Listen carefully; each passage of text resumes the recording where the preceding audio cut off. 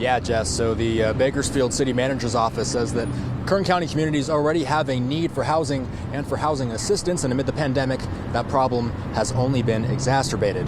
Here's a few solutions that can help people amid these trying times.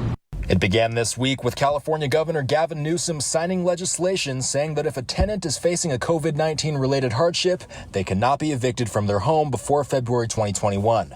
Tenants must also pay at least 25% of their rent now through January 31st, 2021 under the new law. And eventually renters will be on the hook for the entire bill because the remaining balance will convert to civil debt, but may not be used as grounds for eviction, according to the governor. But that's not all the help that's out there. The city of Bakersfield next week is expected to announce details of a $5 million program that will work in tandem with the governor's to provide residents with rental and mortgage assistance. The $5 million was allocated from the CARES Act, and the Bakersfield City Manager's Office telling 23ABC in a statement, "We're very excited to work with the Kern Housing Authority to finalize details of this program and anticipate moving forward with an agreement for the September 9th City Council meeting." Bakersfield isn't the only city that's imposed its own eviction protections. Delano in March placing a moratorium on all evictions as well. Our moratorium wasn't as extensive as this state law. Delano City Council member Brian Osorio saying although the state's law does a lot to protect Californians, such as extending anti-foreclosure protections for small landlords,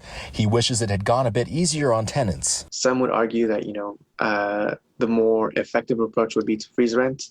I know that my colleagues have an issue with that, as well as certain landlords. Osorio says he's unsure whether the state's new law would override Delano's moratorium. He says the council will meet to discuss that. And finally, the Bakersfield City Manager's Office also said that $10 million in CARES Act money has gone towards business loans here in the community.